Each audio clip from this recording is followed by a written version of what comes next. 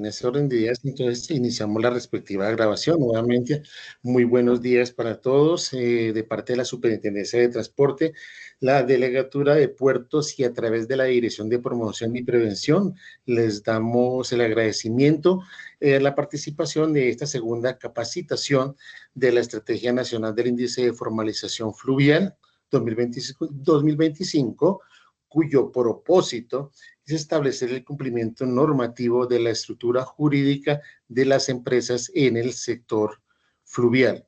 Nuestro objetivo en esta capacitación es explicar de manera clara y práctica los requisitos legales asociados a la asistencia jurídica y a la formalización empresarial de los prestadores del servicio de transporte fluvial. Para esto nos va a acompañar en esta mañana el doctor Gustavo Piedradita, abogado y director del Centro de Arbitraje y Conciliación de la Cámara de Comercio de Bogotá, catedrático y experto en Derecho Comercial. Vamos a hacer unas pequeñas recomendaciones, obviamente, para el transcurso de esta jornada, en las cuales tenemos que vamos, durante el transcurso de la jornada, a hacerles llegar el form de asistencia, el cual le solicitamos sea diligenciado el nombre de la empresa, que sea acorde como aparece en la Cámara de Comercio, y recalcamos que el dígito del NIT, el número de NIT venga sin dígito de verificación. Al finalizar la jornada estaremos enviando un forms para mirar retroalimentación de conocimientos y igualmente haremos finalizando un espacio para poder resolver dudas o preguntas, las cuales las van a transcribir en el chat y nosotros pues se las estaremos llegando al doctor Piedradita para su respectiva respuesta. Temas muy puntuales, ya directamente o muy particulares, los estaremos resolviendo de pronto en un escenario diferente, pues obviamente como para dar un poco más agilidad a la ponencia que estamos teniendo el día de hoy. Recomendamos mucho para evitar distracciones que los micrófonos los mantengamos cerrados. Entonces, ya con base de estas recomendaciones, entonces le damos, y esta presentación, le damos la bienvenida entonces al doctor Gustavo Piedradita, que nos va a estar acompañando en esta jornada. Doctor Gustavo, tiene la palabra. Bueno, muy buenos días. Confírmenme, porfa, ingenieros, si me oyen bien.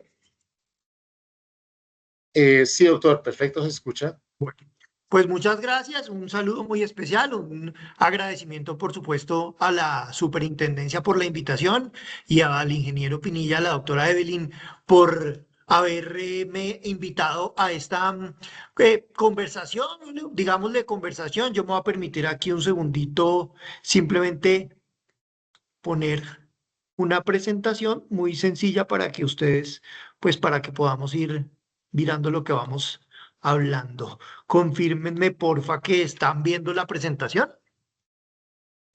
Si alguien me lo puede confirmar. Sí, señor, perfecto. Listo, muchas gracias. Bueno, en ese sentido, me reitero mi agradecimiento y por supuesto mi saludo. Mi nombre es Gustavo Piedrahita. Soy actualmente, como lo mencionaba el ingeniero, director del Centro de Arbitraje y Conciliación de la Cámara de Comercio de Bogotá, pero creo que para los efectos de lo que vamos a conversar, me facilita más presentarme como un profesor de Derecho Comercial en distintas universidades y por consiguiente vengo a simplemente a tener una conversación con ustedes sobre algunos temas puntuales que la superintendencia ha considerado del mayor interés. Aquí vamos a hablar un poquito de cuáles son esos esquemas de la expansión y dimensión societaria, dimensión comercial, existencia societaria, tal vez es el título más apropiado de la conversación y no es nada diferente a cuáles son esos elementos puntuales, requisitos y en general cuáles son esos distintos ítems o elementos que todas las personas deben tener en cuenta al momento no solo de constituir una empresa, una sociedad desde el aspecto meramente jurídico, sino también cuáles son esos elementos que a futuro deberán tener en cuenta. Yo a partir de este momento no estoy pendiente de las distintas preguntas que puedan surgir. Entonces, por consiguiente, les agradecería que en caso tal, pues a través de los amigos de la superintendencia me pudieran informar si alguien levanta la mano, etcétera, etcétera, porque como les digo, pues estoy básicamente mirando la presentación del computador. Y dicho esto, voy a arrancar y me permito arrancar por un tema que tal vez puede sonar muy elemental, pero es que es la puerta de entrada a todo lo que vamos a hablar más adelante. El Código de Comercio colombiano, el Código de Comercio que regula la actividad empresarial, que tiene fecha de creación del año 71, es decir, estamos hablando de un tiempo atrás, establece en su artículo 19 6 deberes que establece él como los deberes del comerciante. Entonces, ese artículo 19 nos dice que sin perjuicio de todas las otras normas o sin perjuicio de todas las otras obligaciones y elementos que vamos a encontrar posteriormente en el mismo código o en otras normas afines, pues hay 6 elementos, 6 deberes que todos con los comerciantes tienen que continuar, que todos los comerciantes tienen que establecer. Y además señala que el incumplimiento de esos deberes, pues acarreará, como también lo veremos más adelante, acarreará distintas sanciones y distintos elementos, pues consecuencias a tener en cuenta. Y el primero de ellos, y fíjense que no resulta de ninguna manera coincidencial, que el primero de ellos nos hable de tal vez el más elemental de todos, el de matricularse en el registro mercantil. ¿Y por qué tal vez lo establece? Porque es que, fíjense ustedes que el registro mercantil nos genera 2 elementos que son absolutamente claves para el desarrollo de la actividad empresarial. El registro mercantil nos habla de publicidad y nos habla de oponibilidad. ¿Eso qué quiere decir para aquellos que tal vez los términos jurídicos pueden sonar un poquito ajenos? Publicidad, pues como su nombre lo indica, es que todo lo que yo hago en el registro mercantil, todo lo que yo inscribo, lo que llevo al registro mercantil, pues es público. Es decir, todos los demás lo van a poder conocer. Pero también es oponible, por eso hablamos de oponibilidad. Quiere decir que, como lo veremos también más adelante, una de las funciones del registro mercantil es la de ser declarativa. Por consiguiente, todo lo que yo declaro ante el registro inmediatamente se le vuelve oponible a terceros. Es decir, los terceros, además de conocerlo, tendrán que acatarlo y de la misma manera yo como comerciante tendré que acatarlo.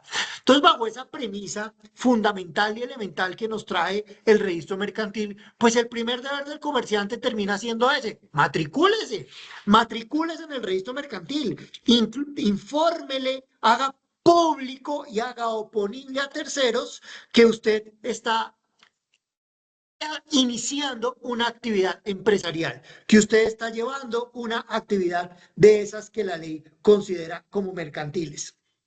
¿Por qué? Porque es que fíjense además que el mismo código nos señala que la persona que inicie una actividad mercantil sin estar inscrito, sin estar registrado, pues inmediatamente también va a ser sujeto a una sanción. Entonces, el registro mercantil no es una cosa que yo puedo empezar a hacer, ay, más adelante voy a iniciar la empresa y después miro y si me va bien, entonces la escribo. No, porque el registro mercantil es el primer paso, el primer elemento que cualquier comerciante tiene que hacer. ¿Y eso cómo lo hace? Pues llevándole a la Cámara de Comercio del lugar donde usted esté registrado. Hay que tener en cuenta que el registro mercantil además es de carácter territorial. Quiere decir ello que si mi actividad empresarial la tengo en Bogotá, pues será a la Cámara de Comercio que tengo que llevarla. Pero si si mi empresa, mi actividad empresarial la estoy haciendo en San Andrés, pues tengo que acudir a la Cámara de Comercio de San Andrés, porque cada Cámara de Comercio es una Cámara de Comercio independiente, individual, pero ligada bajo la misma estructura normativa, es decir, bajo el registro mercantil que la misma norma establece, debe ser administrado por las cámaras de comercio. Pero ese primer elemento, ese de matricularse en el registro mercantil, es apenas el primer paso de llevar adecuadamente el registro mercantil, porque el mismo artículo 33 del código, el mismo artículo 33 habla de su renovación y dice: la matrícula mercantil se renovará anualmente dentro de los 3 primeros meses del año. Quiere decir ello que el comerciante debe, frente a ese primer deber, lo primero, matricularse.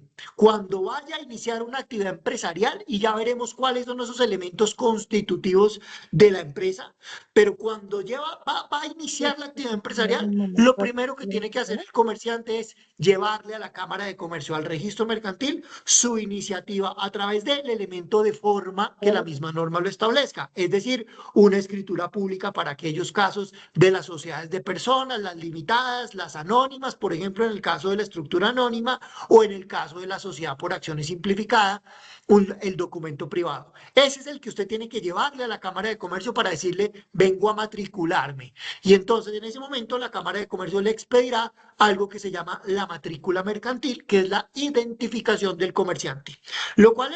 Con lo cual vamos a derrumbar inmediatamente dos mitos inicialmente. El primero de ellos, que la identificación del comerciante es el NIT. Eso no es así. La identificación del comerciante es la cédula del comerciante, lo que nosotros tenemos como cédula de la persona natural, para los efectos del comerciante no es el NIT, es la matrícula mercantil. El número que acompaña, el NIT es un número de identificación tributaria, pero no es el número de identificación de su sociedad. El número de identificación de su empresa, de su sociedad, es la matrícula mercantil, primer mito. Y segundo mito, que es muy importante, fíjense ustedes que lo veo constantemente en el ejercicio de la actividad profesional, y es que el registro mercantil equivale al registro marcario. Entonces, una persona dice, oiga, pero ¿cómo es posible que me estén utilizando el mismo nombre de mi empresa si yo ya la registré? Entonces, la siguiente pregunta es, ¿y dónde la registró? En la Cámara. Pues con razón se le están utilizando. ¿No ve que el registro marcario es independiente del registro mercantil? El registro mercantil es la iniciación, la manifestación de la iniciación de actividades. Y eso se hace ante la Cámara de Comercio correspondiente. Y lo otro es el registro marcario que se hace, por supuesto, ante la Superintendencia de Industria y Comercio. Entonces, este primer elemento, el de la matrícula mercantil, inmediatamente nos está indicando que tengo dos obligaciones. La primera, inscribir mi actividad antes de iniciarla. Muy importante, antes de iniciarla, debo inscribir mi actividad ante la Cámara de Comercio. Y segundo, cuando ya la he iniciado anualmente, dentro de los 3 primeros meses del año, dice la norma, debo renovar mi matrícula. ¿Qué pasa? Y vale la pena señalarlo. ¿Qué pasa si un comerciante no renueva la matrícula? Si un comerciante no renueva la matrícula, operativamente hablando, les voy a comentar, el 1 de abril las cámaras de comercio le informan a la Superintendencia de Sociedades aquellas empresas que no renovaron su matrícula e inmediatamente en el certificado de existencia y representación, es decir, en ese documento que conocemos frecuente y equivocadamente como el Cámara de Comercio, saque un Cámara de Comercio, ese documento que es el certificado de existencia y representación, va a aparecer una manifestación que va a decir el empresario no ha pagado matrícula mercantil. Y eso, además de ser una manifestación ante el registro, no es nada diferente a una, digámosle, abro comillas, sanción de carácter moral, cierro comillas. ¿Y por qué digo que es una sanción de carácter moral? Porque va inmediatamente a generar entre la parte con la que voy a hacer un negocio, firmar un contrato, la manifestación, oiga, este no pagó matrícula mercantil, y dirá uno, si no paga matrícula mercantil, ahora va a ir a pagar la obligación comercial, si no pago matrícula mercantil, me va a cumplir el contrato. Entonces, ese primer elemento resulta fundamental en el desarrollo de la actividad empresarial, la renovación de la matrícula mercantil. El segundo punto, segundo elemento que es importantísimo tener en cuenta, la inscripción en el registro mercantil de todos los actos, libros y documentos respecto de los cuales la ley exija la formalidad. Es decir, que ese artículo 2, ese numeral 2, perdón, del artículo 19, dice que el comerciante debe, además de haberse matriculado, ya lo hizo, salió de eso, listo, viene lo demás, tiene que llevarle al registro mercantil los actos, libros y documentos. Entonces ustedes se preguntarán, algunos de ustedes, bueno, ¿y cuáles son esos? Entonces me voy a ir primero a lo segundo, es decir, a los libros, porque sobre esto hay mucha confusión. ¿Cuáles son los libros de comercio que el comerciante tiene que inscribir? Y la respuesta es una sola, los libros mercantiles, los libros del comerciante. ¿Esto qué es? Uno, el libro de registro de accionistas o el libro de registro de socios, dependiendo si su sociedad es por acciones o su sociedad es una sociedad de personas. Y segundo, los libros de actas de junta de socios o los libros de actas de asamblea de accionistas, también teniendo en cuenta si es una sociedad de personas o una sociedad de accionistas. Entonces, voy a poner ejemplos. Si usted tiene una sociedad anónima, una SA, usted deberá tener inscrito, ya lo tendrá que haber tenido inscrito y si no lo ha hecho todavía, hágalo porque está incumpliendo sus deberes del comerciante, deberá tener inscrito para una sociedad anónima un libro que se llama libro de registro de accionistas y otro que se llama libro de actas de asambleas de accionistas. Si su sociedad es una sociedad de responsabilidad limitada, es decir, aquellas que terminan en LTDA, usted tendrá que tener inscrito un libro de registro de socios y un libro de actas de juntas de socios. Y si su sociedad es una sociedad por acciones simplificadas, es decir, las SAS, y debo decirlo, más del 85% de las sociedades en Colombia son SAS, si su sociedad es una SAS, usted deberá tener inscrito el libro de registro de accionistas y el libro de registro de, o el libro, perdón, de asambleas de accionistas. Eso es a lo que la norma se refiere, los libros. Fíjense ustedes que no hablamos de libros contables. La inscripción de libros contables ya no es obligatoria y ya les voy a contar cuál es la razón por la cual no es obligatoria. Pero lo que sí es obligatorio para el comerciante tener inscrito son sus libros de comercio. Ya lo demás son los actos y documentos, para lo cual ustedes tendrán que mirar el artículo 28 del código, porque ese artículo 28 del código le dice que se inscribe en el registro mercantil. Entonces, si ustedes están teniendo, por ejemplo, una asamblea de accionistas o una junta de socios de su sociedad y toman algunas determinaciones en el marco de la reunión, no todas las actuaciones y no todas las decisiones que se están tomando ahí y que quedan más reflejadas en un acta, deberán llevarlas al registro mercantil. No todas, solo cuáles, las que diga el artículo 28. Y en el caso de sociedades, fíjense ustedes que es el numeral noveno el que más nos pega. Me voy a permitir leerlo. La constitución, adición o reforma estatutaria, la liquidación de sociedades, la designación de representantes legales y liquidadores y su remoción. Todos ellos se deben inscribir en el registro mercantil. A eso es a lo que el numeral segundo del artículo 19 dice los actos y documentos. Entonces, recapitulo. El numeral segundo del artículo 19 dice que se inscriben los actos, libros y documentos. Actos y documentos, los del artículo 28 del Código de Comercio. Libros, los que les acabo de señalar, es decir, aquellos que me marca también el artículo 28, pero en su numeral séptimo, el libro de registro de socios o accionistas y el libro de actas o asambleas. Pero es que no es solo es inscribirlo. Porque fíjense ustedes, y me salto y dejo el 3 ahí en un momentico suspendido y me salto al cuarto, al numeral cuarto que ustedes tienen en pantalla, que dice conservar con arreglo a la ley la correspondencia y demás documentos relacionados. Cuando me dice que debo conservar con arreglo a la ley la correspondencia y los demás documentos, la norma lo que me está queriendo decir es, mire, señor empresario, señor comerciante, de cualquier sector que usted considere, además de inscribir los libros, llévelos correctamente. Entonces, no es solo llevarle a la Cámara de Comercio sus libros de registro de socios o accionistas y entregárselos y que la Cámara se los devuelva con un sello y una anotación. No, es cómo o qué tengo que hacer además de eso. Llevarlos correctamente. Si usted es una sociedad por acciones, establezca las acciones claramente en su libro. Diga cuáles son las acciones que corresponden y si las va a vender, entonces marque en el libro que conforme con el contrato de compraventa de fecha se vendió el 25% del capital accionario a tal persona, porque así usted va a poder llevar como administrador con una secuencia lógica del capital accionario de su sociedad. Y eso, claro, en una sociedad de una persona o en una sociedad de dos personas, pues no resultaría con mayor misterio llevarlo. Pero imagínese que después, en 10 o en 15 años, su empresa sea tan grande que usted ha entregado acciones, ha capitalizado, ha democratizado, ha sacado acciones al mercado, las está vendiendo. Entonces, por consiguiente, el empresario lo único que no puede perder es la trazabilidad del capital, porque el día que tengan una controversia, se va a resolver a partir de una controversia accionaria se va a resolver, por supuesto, a partir de los libros. Por eso es que el numeral cuarto nos dice, perdón, la correspondencia, los demás documentos donde se queden marcados los negocios o actividades, los contratos, las aceptaciones, las ofertas con su correspondiente aceptación. Y ahí entonces entramos en un punto importante, lo que queda en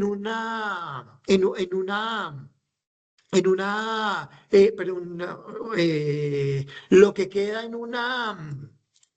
un chat de WhatsApp, en un correo electrónico, ¿eso hace parte de la actividad del comerciante? Claro que hace parte de la actividad del comerciante. Hace poco, seguramente ustedes lo habrán oído, la Corte Suprema de Justicia estableció que esta manifestación, mediante si me están viendo, el pulgar arriba que muchos enviamos cuando estamos de acuerdo en un chat de WhatsApp y decimos estoy de acuerdo, sí, manda la manifestación del pulgar hacia arriba, dice la Corte Suprema de Justicia, eso es una señal inequívoca de aceptación.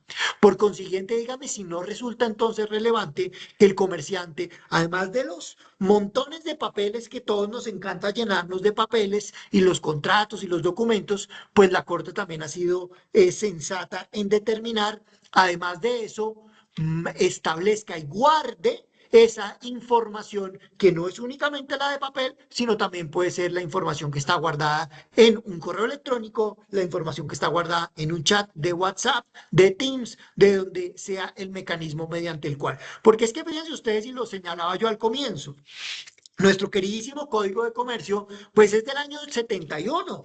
El año 71 yo por ejemplo, yo ni siquiera había nacido en el año 71. Imagínense cómo ha cambiado, cómo ha evolucionado el derecho, cómo ha evolucionado además el derecho mercantil, el de los comerciantes, para determinar que aquello que en algún momento en el artículo 19 el legislador lo pensó en el año 71, pues ha venido evolucionando.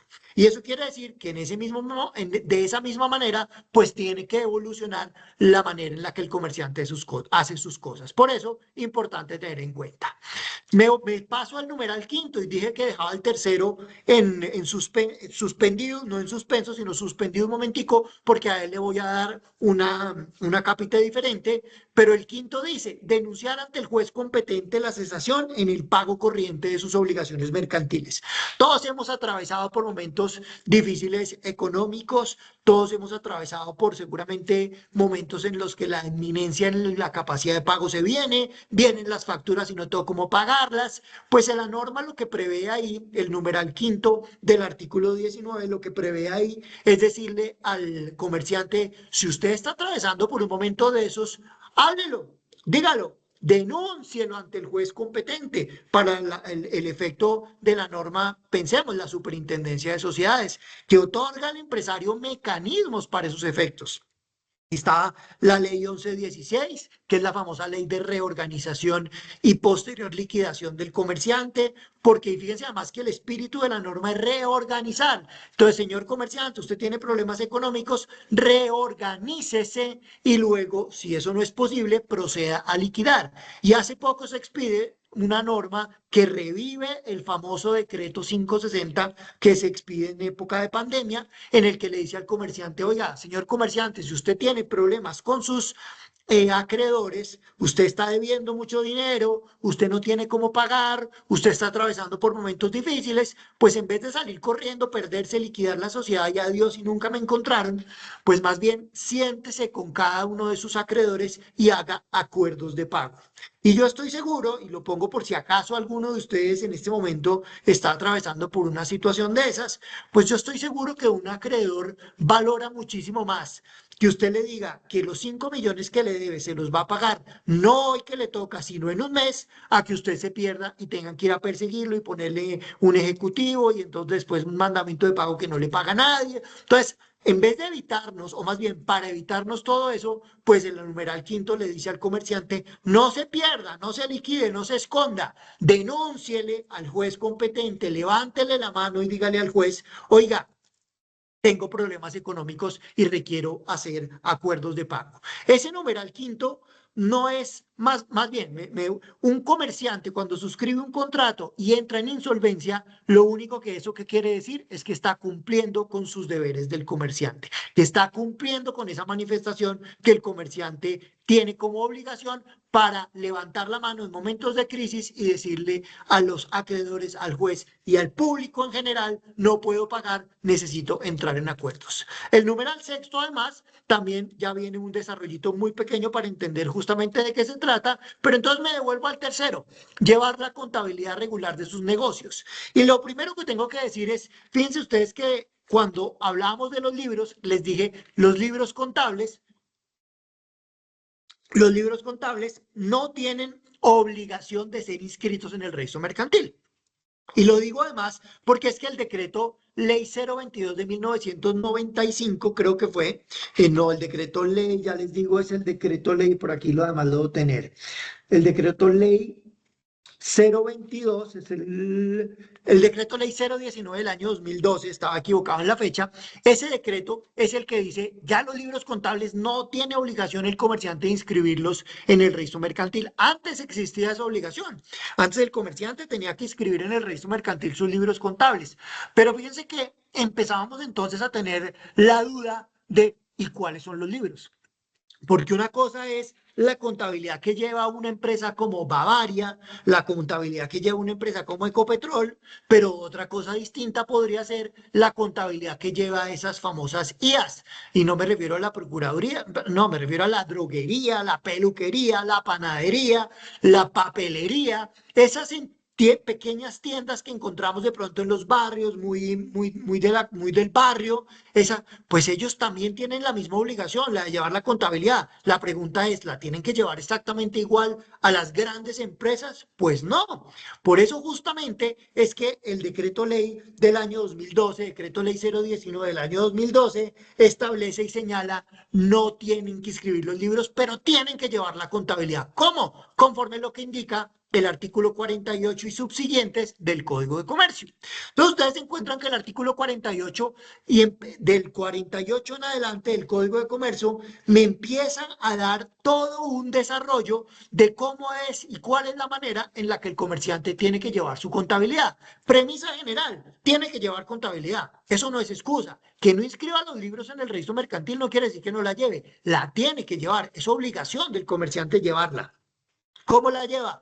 De la manera en la que el comerciante mejor le corresponda para llevar su contabilidad. Para algunos serán unos grandes desarrollos de software que vayan marcados en unos libros virtuales. Para algunos podrá hacer eso. Para otros podrá hacer lo que el comerciante llama el libro diario. Entonces, en el libro diario, las famosas IAS, papelerías, droguerías, peluquerías, en el libro diario, pues el comerciante podrá marcar cuánto entró y cuánto salió, y esa sería la manera en la que él lleva su contabilidad. Pero fíjense que ambas contabilidades son llevadas regularmente. Lo que no se permite es una contabilidad irregular. Irregular va de la mano de no llevarla, primero que todo, y segundo, de llevarla inadecuadamente. Entonces, el artículo 48 lo primero que nos dice es la utilización del sistema tradicional de libros de contabilidad, que ya como vimos no es registrable. Y segundo, que se le reconozca un valor técnico contable, un procedimiento con un reconocimiento de valor técnico contable. ¿Se acordarán ustedes, como yo, que cuando estábamos en el colegio nos enseñaban las famosas cuentas T, ¿cierto? El activo, el pasivo y el patrimonio. Eso es un valor de reconocimiento, de reconocido valor técnico contable. ¿Por qué? Porque me está mostrando de la manera en la que lo llevo. Pero además sigue el desarrollo en idioma castellano. Usted puede ser de esas empresas en las que todos hablan inglés y las reuniones utilizan términos muy y americanos, pero su contabilidad tiene que ser en castellano. ¿Por qué? Porque usted está en la República de Colombia, en donde el idioma es el castellano. Entonces, lo segundo elemento importante, idioma castellano. Además, un sistema de partida doble, ya lo habíamos señalado, las cuentas T. Ojo que sistema de partida doble, no me lo vayan a confundir, por favor, con doble contabilidad, porque eso es lo que no se puede. Lo que sí tengo que hacer es un sistema de partida doble, es las famosas cuentas T, con una manifestación clara y expresa de que entra y que sale. Tercer elemento, en libros, como ya lo veo, libros que no hay que inscribirlos en el registro mercantil, reitero, el comerciante la única obligación de inscribir libros es la de los libros de comercio, los libros contables no se inscriben, pero sí tienen que llevarlos. En esos libros en los que se demuestre la historia clara y completa de los negocios. Porque imaginémonos esto, y es importante tenerlo en cuenta. Siempre que suscribamos un contrato, siempre que construyamos o constituyamos una sociedad, pensemos siempre como pensamos los abogados. ¿Y qué pasa si algún día me incumplen?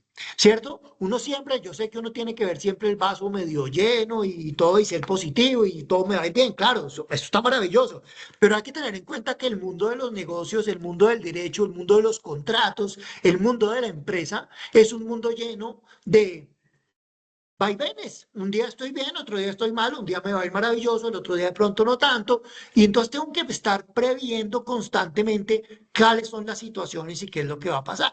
Entonces, por eso es muy importante que el comerciante primero construya estatutos, ya vamos a hablar, como ya señalaba, de los elementos de constitución, pero es importante que lo vamos teniendo en cuenta. Siempre hay que tener claro hacia dónde voy, pero además qué va a pasar en el futuro si tengo que tener vías de escape, de salvación, de salida, cláusulas de salida en los contratos, para además prever que el otro me incumpla, pero además de eso, toda mi contabilidad llevada en libros, porque el día que yo tenga una controversia jurídica y tenga que ir a un juez o tenga que ir a un árbitro a resolver una controversia, que se sustente, que se fundamente en los libros, pues ¿cómo lo voy a probar? Dice un viejo proverbio del derecho, dame los hechos y te daré el derecho, ¿cierto? Dame las pruebas y te daré el derecho. Entonces, le tengo que llevar al juez los libros. ¿Qué libros? Los contables. Y el juez en ese momento va a mirar si yo los llevo correctamente. Y hay una norma por allá del Código General del Proceso, creo que es el 264 del Código General del Proceso, que dice, fíjese, si usted lleva bien los libros y la otra parte no los lleva bien, el juez resolverá únicamente con sus libros.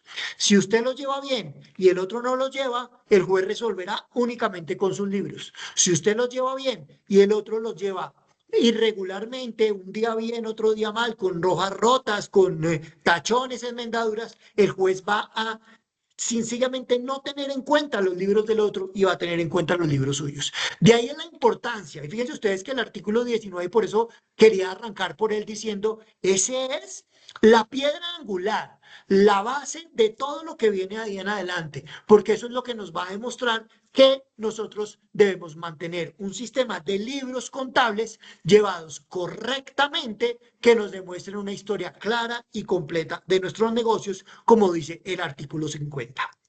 Y aquí simplemente 8 ítems o 8 más bien recomendaciones que les quiero dar frente al tema de los libros y de la contabilidad del empresario, de la contabilidad mercantil. La primera, unidad de los libros. Nada de dobles contabilidades. Es que yo aquí tengo el libro para los socios. Este es el libro que muestro en las reuniones. Este es el libro que tengo para cuando venga la DIAN. Y este es el libro que tengo para mí donde tengo la verdad. No. Unidad de los libros. Un libro en el que esté toda la información. Ese libro que además deba guardar un orden cronológico y soporte de todas las operaciones. No puedo saltarme de mayo a agosto y volverme a julio, o es que el mes de julio no, venga, lo arranco las hojas. No, tiene que estar completamente en orden cronológico y sin rojas rotas, sin enmendaduras, sin tachones. Y les voy a dar una recomendación que la gente a veces no hace. Para los libros contables, pero también para los libros de comercio. Si usted le embarra, porque nos pasa, nos puede pasar, diligenciando el libro, la embarramos, cometemos un error, nos quedó una vaina al revés, una hoja la imprimimos al revés, pasa todo el tiempo, eso puede pasar. Es más sencillo, en vez de arrancar, queda una mala sensación. Si usted le lleva unos libros a un juez o llega a la DIAN a revisar, déjeme ver sus libros, usted se los muestra y tiene una hoja rota o las muesquitas esas que quedan de las hojas cuando uno las arranca, pues inmediatamente van a empezar a generar suspicacias que no vale la pena señalar. Si usted sea una persona de buena fe y diga, no, pues yo lo arranqué porque es que me equivoqué.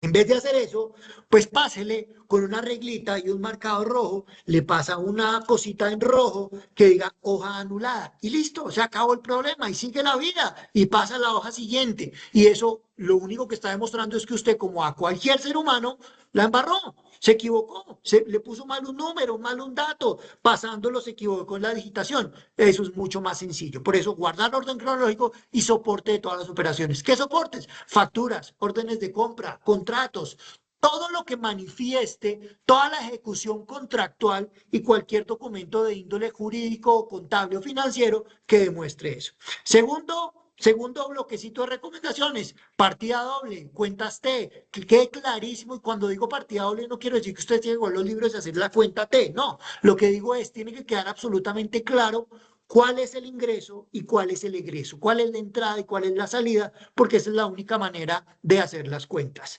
Paga lo que debes, dice mi mamá, el que paga lo que debe sabe lo que tiene, algo así. Pues eso mismo, me entraron 10, pero de 8, pues me quedan 2. Clarísimo, una contabilidad transparente, una contabilidad clara. Un inventario balance y un inventario y un balance general que se debe hacer anualmente.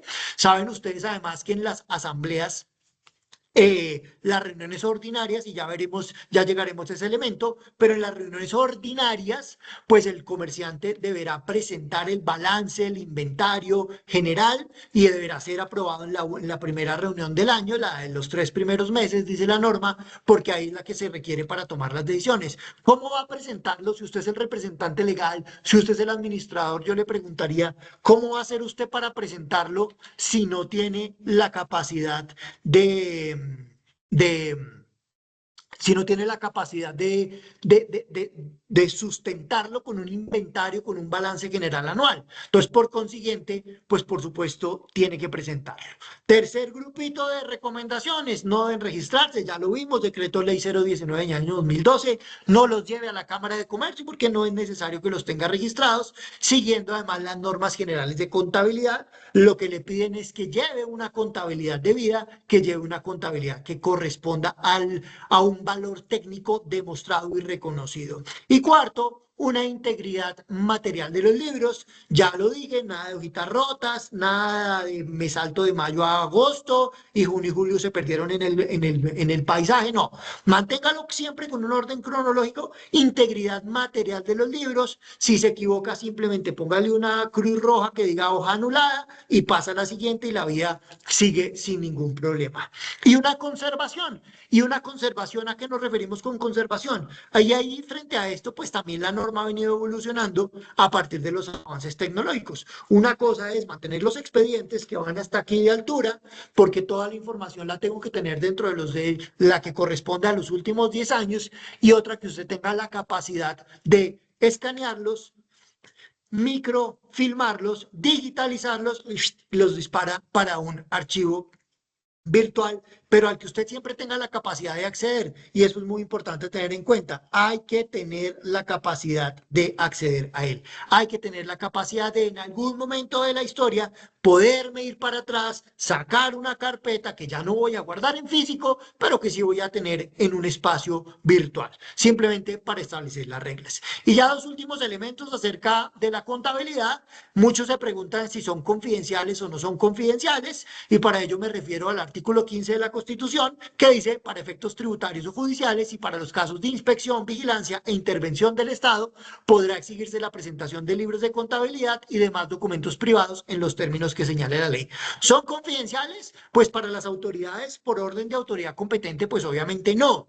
El tema es, y para las personas, para los mismos, para los que hacen parte de la sociedad, pues claramente ahí hay una línea muy delgada. Si usted hace parte de la sociedad, pues la información no puede ser confidencial para usted, ¿cierto? Si usted no hace parte de la sociedad, pues claramente yo no le puedo venir, buenas, vengo a ver la información de, no sé, de Bavaria, no sé, de cualquier sociedad. Y claro, vea, aquí está, adelante, es pública. No, pues obviamente que no. El tema es, si usted es el que hace parte de la actividad, si usted es un accionista, si usted es un socio de la empresa y quiere ver la contabilidad, ¿la puede ver? Claro que sí, pero ojo que es muy importante tener en cuenta esto que voy a decir. La Superintendencia de Sociedades ha sido enfática, además, en señalar que para ello existen momentos. Y es lo que todos conocemos con el famoso derecho de inspección.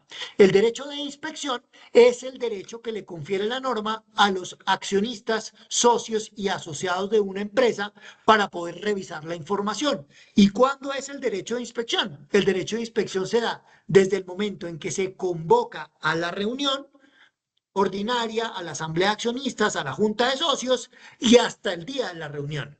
Porque saben ustedes que si se van a tomar decisiones de carácter financiero, si se van a tomar decisiones que correspondan, por ejemplo, a información que se soporte en los libros contables, pues esta información deberá conllevarse 15 días en el marco de la capacidad que tienen los accionistas o socios de revisar. Ese es el derecho de inspección. De lo contrario, el pobre representante legal de la sociedad tendría que estar recibiendo a los accionistas todos los días porque, ay, hoy quiero ver la página 3 y mañana, ay, se me olvidó que yo te iría a revisar algo. Entonces el pobre representante legal dirá, pero ¿en qué momento puedo trabajar? Porque si me toca estar recibiendo a los accionistas todo el tiempo, ¿en qué momento voy a empezar a desarrollar la actividad por la que después me van a juzgar? Entonces, por consiguiente, la norma es muy clara y dice, ojo, en los socios, los accionistas tienen derecho a revisarlo, claro que sí, pero para eso ese derecho debe hacerse exigible en el momento o en el ejercicio de inspección.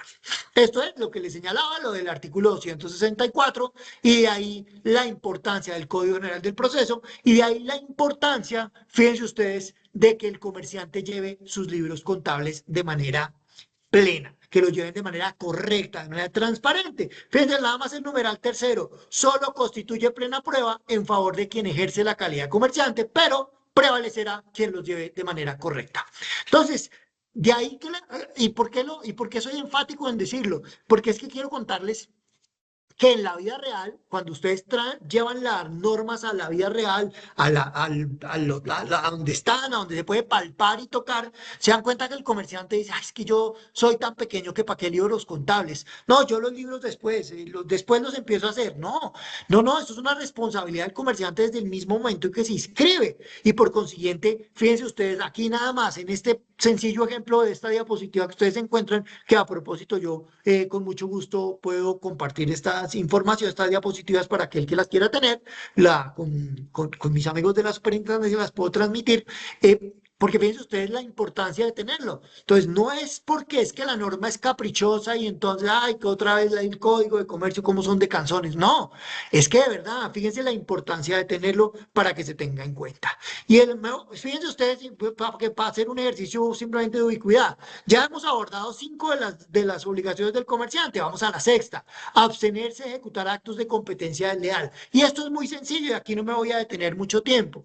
La competencia desleal, más bien, la competencia es posible, es viable, es válida en el mercado. No podríamos tener mejores precios y mejor calidad si no hay competencia. Empecemos a pensar cómo eran las cosas antes de que tuvieran competencia y cómo son después. Cuando un producto en el mercado tiene competencia, pues inmediatamente mejora su calidad y le baja su precio porque quiere ser el que sea preferido por el comerciante, pero por el consumidor, perdón. Pero ojo, eso no nos puede hacer caer en actos que la misma ley 256 del año 96 establece como conductas constitutivas de competencia desleal.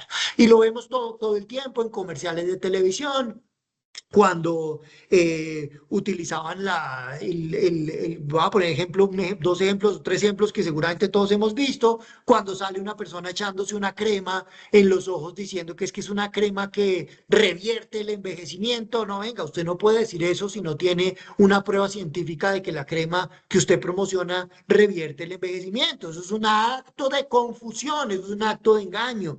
Usted no puede vender un gansito, el famoso ponquecito de ramo, y vestirlo de rosado y cambiarle el nombre a Egancito como si estuviera haciéndole un homenaje al ciclista, cuando usted no le preguntó al ciclista si podía hacer eso, porque eso es un acto de explotación de la reputación ajena. O sea, son cosas muy sencillas que la misma norma pone en conocimiento del comerciante y le dice, oh, usted no puede hacer estas cosas, porque si usted si usted está inmerso en alguna de estas 10, 1, 2, 3, 4, 5, 6, 7, 8, 9, 10 actos que la norma establece, la ley 256 del 96 establece como actos de competencia desleal, pues usted está incumpliendo los deberes del comerciante.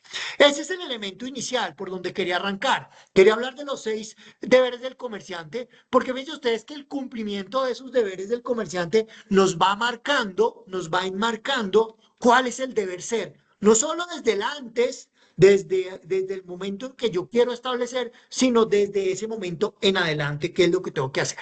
Y entonces cuando tenemos claro cuáles son esos deberes del comerciante, que reitero, están en el artículo 19 del Código de Comercio, viene lo demás y es, bueno, ¿cómo inicia todo? Formalmente, ¿cómo inicia? Y para eso surte, y es muy importante tener en cuenta lo que ya habíamos hablado, el famoso registro mercantil. El registro mercantil es uno de esos registros que administran las cámaras de comercio. Las cámaras de comercio tienen unas funciones, también en la misma ley, artículo 86 del código, y le dice cuáles son lo que hacen las cámaras. Y uno de esos es administrar el registro mercantil, que es el registro mercantil de los comerciantes. El registro mercantil es el lugar, el registro donde los comerciantes van y manifiestan, artículo 19, numeral primero, su iniciación de actividades empresariales. Y esa información o esa información que reposa en el registro mercantil, una vez entre a él, cumple dos funciones que ya las habíamos señalado. La publicidad, es decir, lo hago público porque es público el registro mercantil. Si ustedes quieren en este momento sacar el certificado de existencia y representación de Arcos Dorados, de Coca-Cola, de PepsiCo, de la empresa que ustedes quieran, pues lo pueden sacar porque es pública la información. Ahí está. Ustedes pueden saber quién es el representante legal, ustedes pueden saber cuál es el capital, ustedes pueden saber cuál es el tipo societario. Hay mucha información porque es una información pública, pero además de que es pública, es oponible a terceros. Quiere decir ello que en el momento en el que se inscribe en el registro mercantil es una información que se vuelve oponible, que los demás tienen la capacidad de conocerla porque es pública, pero que les va a empezar a afectar. ¿Y a qué vamos? Vamos a esto era lo que ya había dicho, vamos a las 5 funciones del registro. El registro tiene 5 funciones muy sencillas. Las dos primeras, declarativa y constitutiva, lo que ustedes inscriban en el registro mercantil se vuelve inmediatamente oponible a terceros. Pero lo que no inscriban, no. Entonces voy a poner un ejemplo. Tienen toda la intención de constituir una sociedad. Y dicen, vamos a constituir una SAS. Entonces hacen un documento privado donde dicen, nos reunimos tales días, no sé qué, nos reunimos estas personas y decidimos que vamos a constituir esta SAS que se llama, no sé, como quieran, transportes, SAS, cualquier cosa. Y estos son nuestros estatutos, un tip de mera operación, unos estatutos bien hechos y bien jalados, los encuentran fácilmente en la página web de la Cámara de Comercio de Bogotá. Googlean, si meten en Google y ponen en Google estatutos Cámara de Comercio de Bogotá, ahí les desprenden unos estatutos que están blindados, que están perfectamente válidos, que obviamente habrá que meterle cada uno de los elementos propios de la empresa, pero pues las cosas inventadas, pues ¿para qué inventarse lo que ya está inventado? Y eso es. Entonces ustedes hacen todo eso, pero no lo llevan al registro mercantil y empiezan a funcionar como una sociedad, pero ay, no omitieron, se les olvidó o no quisieron o fueron, no hubo necesidad de hacerlo. Pues fíjense ustedes que ahí la norma es muy clara. Si la obligación es registrable, es decir, la constitución de la sociedad había que registrar y no lo hicieron, pues no hay sociedad. Lo mismo pasa con cualquier cosa. Un cambio de representante legal. Ustedes se han dado cuenta de que el representante legal de su sociedad comete actos, no sé, ilícitos, digamos, no es que no quiero entrar al campo penal, pero digamos, cometen actos irregulares, que por lo menos uno dice, oiga, hay que revisar qué es lo que está haciendo. Y en asamblea accionistas extraordinaria deciden la remoción del representante legal. Pero si esa decisión que debe constar en un acta no se lleva al registro mercantil de la Cámara, pues no va a cumplir los efectos. Es decir, él va a seguir siendo el representante legal. ¿Por qué? Porque el registro mercantil es declarativo y constitutivo. Entonces, todo lo que sea con obligación de registrarlo, debe ser registrado o de lo contrario no empieza a surtir efectos jurídicos. Reformas estatutarias, aumentos de capital, liquidaciones de la sociedad, creación o constitución de sociedades, remociones de representante legal, cambios de socios, cesión de cuotas en sociedades de responsabilidad limitada. Todo lo que sea registrable, si no se registra en el registro mercantil, o más bien, hasta que no se registre, no empieza a surtir efectos jurídicos. Una función correctiva que es muy simple, lo que entra al registro mercantil se puede llegar a corregir, el registro mercantil no devuelve por errores de forma, entonces se les quedó mal una cédula, les quedó mal un nombre, pues eso se corrige inmediatamente en el registro mercantil sin problema, cumple funciones de autenticidad.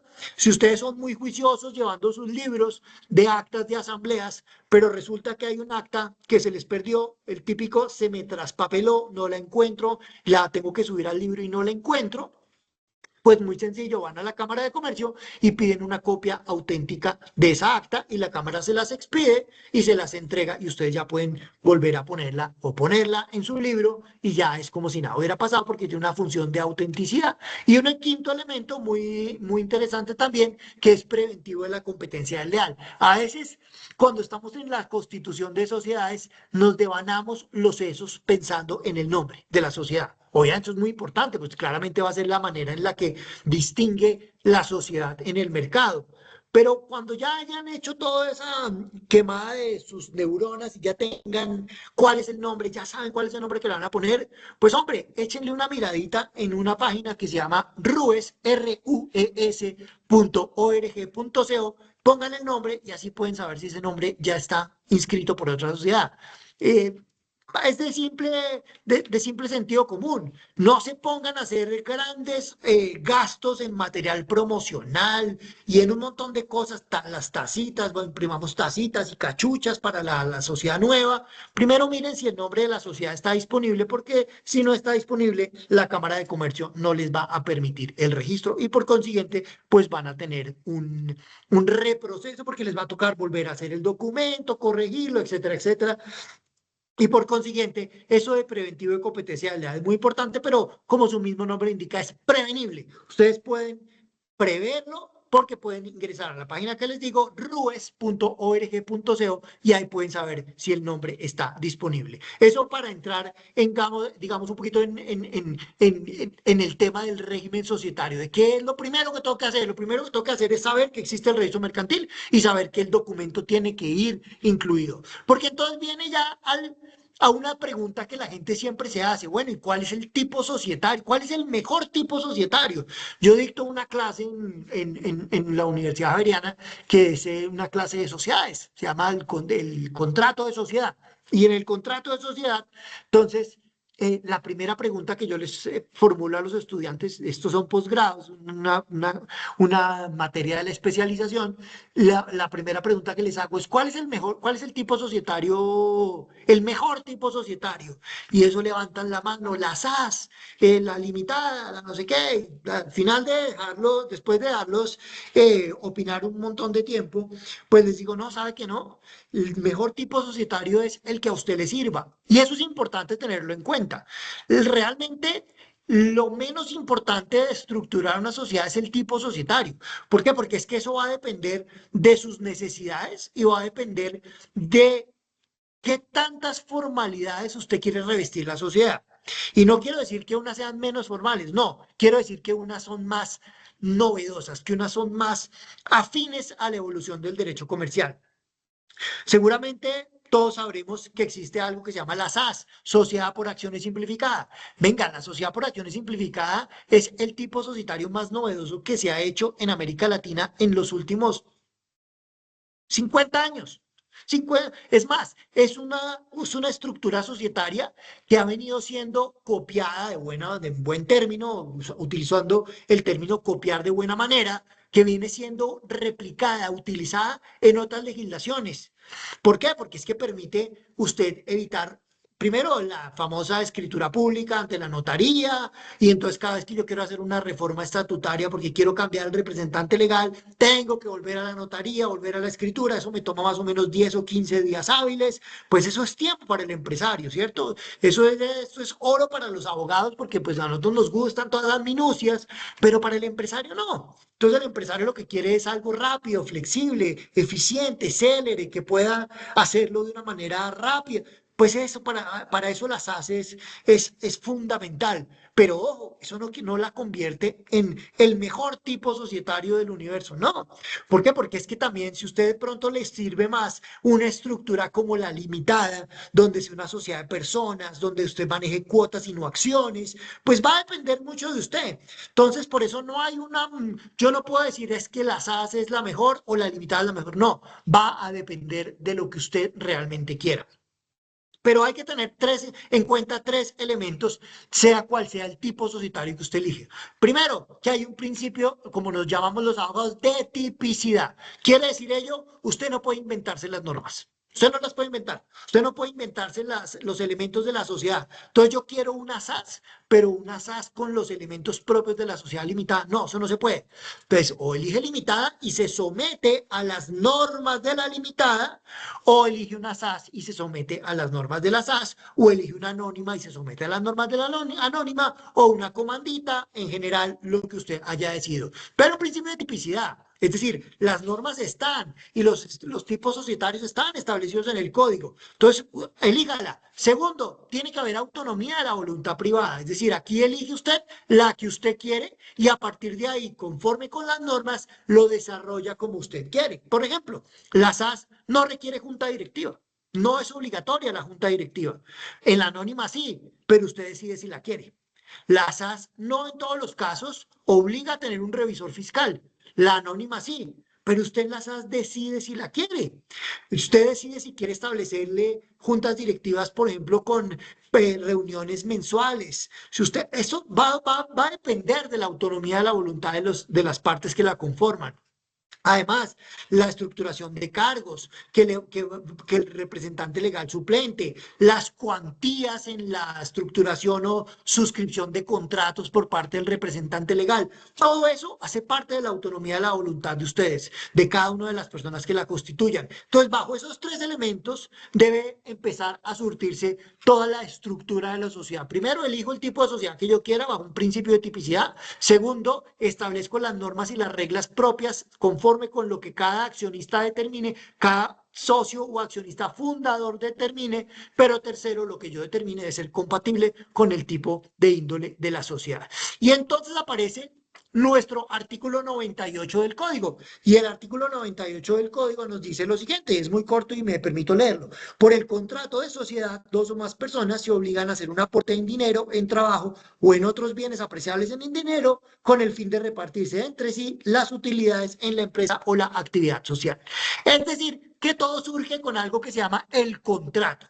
El contrato, todo en la vida tiene contratos, todo es un contrato, el contrato de trabajo, el contrato de matrimonio, el contrato de constitución de una sociedad, casi todas las actividades de la vida surgen de un contrato. Esto no es la excepción. Hacer una sociedad, suscribir un contrato, el contrato de sociedad, que se va a convertir de ahí en adelante en el vínculo jurídico. Y ustedes preguntarán, ¿y cuál es el contrato? Pues los estatutos.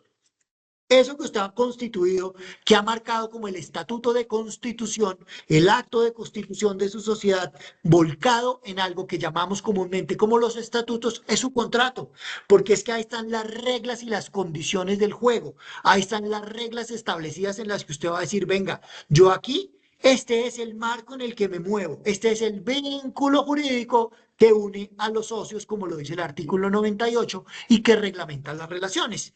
Y por eso es ahí tan importante tener en cuenta cuáles son entonces los elementos de fondo, de forma y de existencia de la sociedad, entendiendo que partimos de la estructura de ese artículo 98 en el que tenemos unos estatutos de constitución de la sociedad. De fondo, capacidad, consentimiento, causa lícita y objeto lícito, lo que nos enseñan en Introducción al Derecho en el primer semestre de la universidad, y es que para suscribir cualquier contrato debo tener capacidad, es decir, debo ser capaz, mayor de 18 años y plena facultad de mis atributos mentales, consentimiento, es decir, que yo esté de acuerdo en hacerlo, que nadie me esté poniendo una pistola en la cabeza, que nadie me esté diciendo que si yo no firmo eso secuestran a mi mamá o matan a nada de eso, libre de vicios del consentimiento. Estoy plena disposición de firmarlo.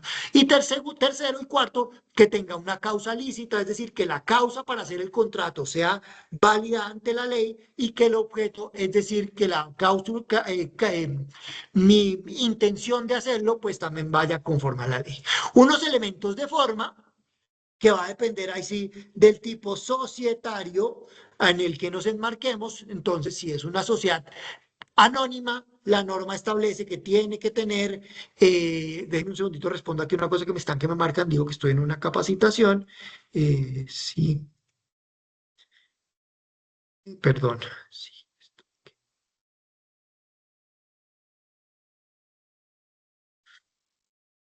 Si es una sociedad anónima, entonces ustedes tienen que tener en cuenta, por ejemplo, que deben suscribir un documento que se debe elevar a escritura pública ante una notaría. ¿Qué documento? Pues los estatutos deben estar protocolizados ante una escritura pública y llevarlos a la Cámara de Comercio para el registro mercantil. Entonces, casi que es una vuelta doble, ¿cierto? Escritura y registro mercantil. Si es una sociedad limitada, de responsabilidad limitada, las famosas LTDA, igual forma, debe elevar escritura pública, protocolizarlo en una notaría y llevar ese documento a la Cámara de Comercio para inscribirlo en el registro mercantil. Pero si lo que usted decidió es una SAS, por eso les decía, es la más novedosa, la más hecha pensada en el comerciante, usted se evita eso de la notaría. Usted ya no tiene que ir a la notaría ni hacerlo escritura pública, sino lo que hace es en un computadorcito se sienta y establece un documento que se llama el documento de constitución, donde incluye los estatutos y ese documento lo imprime, lo firma y lo lleva a la Cámara de Comercio. Entonces se saltó el paso de la escritura, a menos, por supuesto, que usted haya aportado a la sociedad algo que sea sujeto a registro. Una casa, un carro, un inmueble, una finca, un avión, algo que tenga un registro adicional, por consiguiente, si no, le tocaría elevarlo a escritura pública para hacer el correspondiente registro ante la oficina de registro correspondiente, pero en lo demás, fíjense que el elemento de forma aquí resulta siendo, si es una SAS, es uno solo, y por eso es que en el momento en que sale la SAS, rompe el paradigma societario y entonces le dice al comerciante, mire, usted ya no tiene que durar los 10 días en la notaría y los 5 días en la cámara, usted puede saltarse la notaría e irse inmediatamente a la Cámara de Comercio con un documento privado. Eso para hablar del elemento de forma. ¿Y por qué es importante el elemento de forma? Y muchos de ustedes pensarán, pero bueno, ¿y qué? Y esa creo que el 469 del Código de Comercio que habla de la sociedad de hecho, creo que es ese. Pues yo les diría, pues no sé si el 469, no es este, pero bueno, la famosa sociedad de hecho que establece que unas personas pueden constituir algo que se llama sociedad de hecho, pero que todas las obligaciones recaen en sí mismo. Yo les digo, claro, existe la sociedad de hecho, pero también hay que decirlo, la sociedad de hecho no es simplemente sino una manifestación de las partes de querer asociarse que no cumple el requisito de forma. Entonces, como no cumple el requisito de forma, registro mercantil, constitutivo y declarativo, pues no se constituye la sociedad. Por consiguiente, todas las obligaciones y todos los compromisos recaen directamente en la persona. Expone su patrimonio.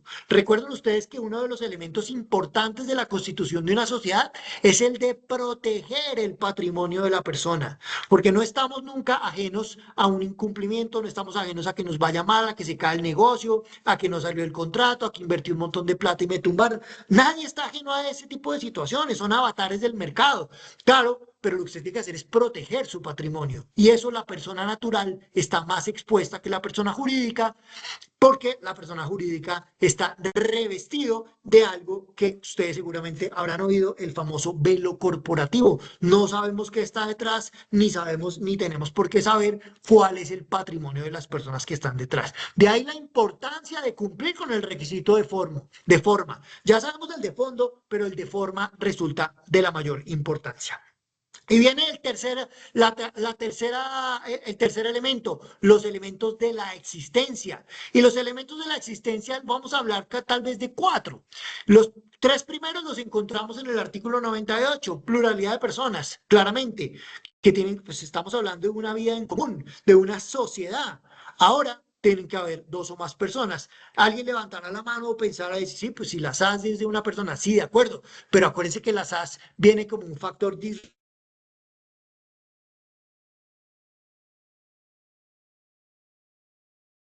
Perdón, doctor, creo que se le activó el mute.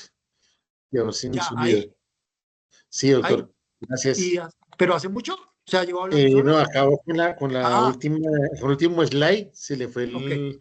la señal. Pero ya está de vuelta. Gracias, doctor. Listo, gracias, gracias y mil disculpas. Entonces, ese elemento, ese artículo 98 nos dice, claro, pluralidad de personas y estaba diciendo, y no sé si estaba con el micrófono muteado, cuando yo decía, oiga, pero falta alguno que dirá, pero ¿cómo así? Y entonces, ¿qué pasa con las SAS de una sola persona? Y decía en ese momento, pero es que fíjense que es que la SAS que fue constituida hace apenas unos años, estamos hablando de hace unos 10 años para atrás, o un poquito más, pues fíjense ustedes que esa iniciativa societaria es disruptiva del derecho y entonces nos permite pensar en una sociedad de una sola persona que goce de todos los elementos de una sociedad de fondo y de forma, es decir, protección del patrimonio, establecimiento de, o sea, cumple con todos los requisitos, menos que es de una sola persona. Entonces, esa sola persona se constituye en una sociedad y a partir de esa constitución de la sociedad empieza a gozar de los beneficios como un constituido en sociedad, porque es que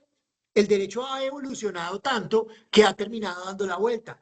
Comenzaba la persona con ánimo de asociarse y después del ánimo de asociarse empezó a pensar, oiga, pero yo prefiero esto como que hacerlo solo y firmar contratos y entonces hago un contrato de joint venture, hago un contrato de unión temporal, hago un contrato de alianza, de colaboración, de todas las tipologías de contratos de colaboración que existen en el derecho, pero bajo el revestimiento de una sociedad. Por eso de pluralidad de personas, si bien lo establece el artículo 98 como un elemento de la esencia, pues en la SAS tal vez es un poquito debatible a partir de la capacidad que tengo yo de ser uno solo. El aporte de los socios, que tiene que ser en dinero, en especie o en industria, pero pues obviamente el dinero es un elemento fundamental para el desarrollo de una actividad empresarial. Acuérdense que estamos hablando de empresarios, de comerciantes, no de actividades o entidades sin ánimo de lucro y por consiguiente el aporte en dinero resulta relevante. No puede haber una sociedad con el 100% de aportes en industria, es decir, todos pensamos pero nadie pone plata, no, necesitamos que alguien ponga plata.